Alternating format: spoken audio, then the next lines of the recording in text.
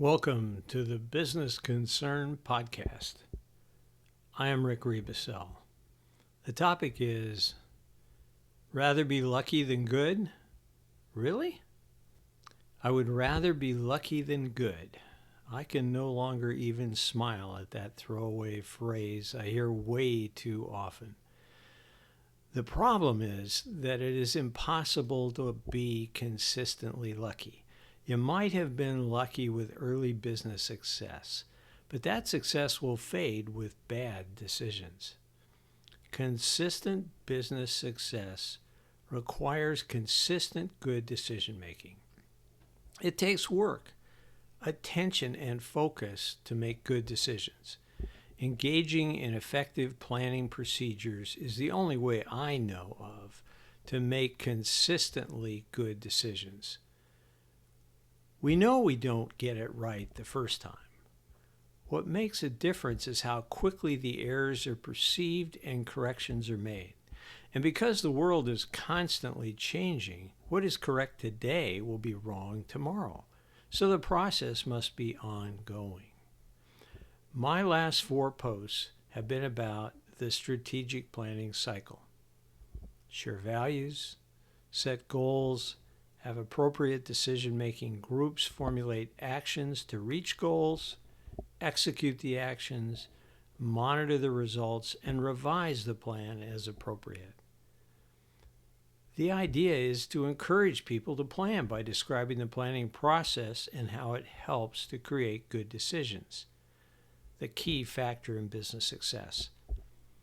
I do that realizing that most people do not plan, and few will start planning after reading what I say.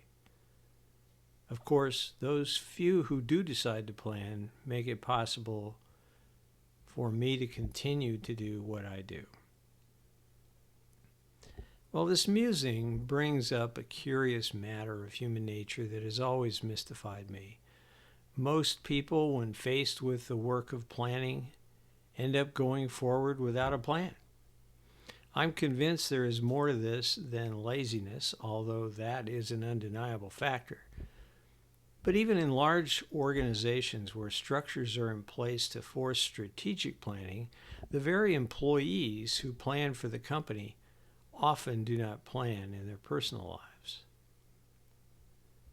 I have seen a number of other factors that contribute to a failure to plan, and I elaborate on the most common. There often is a lack of understanding of group decision-making, which is often related to conceit or arrogance on the part of the owners. These owners often have convinced themselves, often as founders, that they alone possess the capability to make decisions about the business, and therefore fail to consult important management and operational people involved in the business.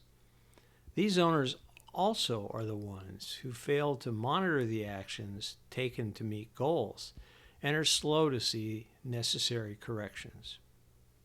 Group decision-making is effective where the right people make the right decisions about the right thing at the right time. Seeing those elements and that synergy is difficult if you are convinced that you are the only one capable of making decisions about the business. This is not a delegation of authority. There is a governance aspect to making decisions, and typically there is a designated decision maker. The decision reached, though, should be the product of a group deliberation. It's not unusual to see owners making a poor risk analysis and giving time priority to matters which are urgent but not important, often involving a failure to delegate. Inability to manage time effectively often leads to comments such as, "I have no time to plan." Another factor is making planning a much greater task than it has to be.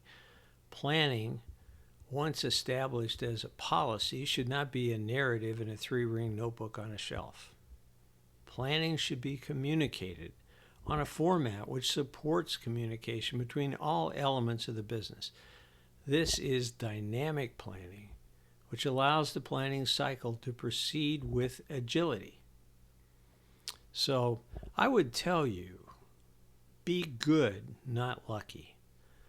Eliminate the risk of bad results as much as possible by planning on a dynamic basis with a format that communicates the right information to the right people at the right time. Share values and set goals. Use group decision making to formulate actions that meet the goals. Monitor the results and revise as needed. This is the dynamic decision making process, and if done consistently, will result in consistently good decisions. And more importantly, enable decisions about changes as they need to be made. If you have trouble understanding why you do not plan, prioritize the search for the reason why and make appropriate corrections. I can help. This is Rick Rebusel. I'm the Principal Consultant of Business Transition Consulting. Thank you for listening.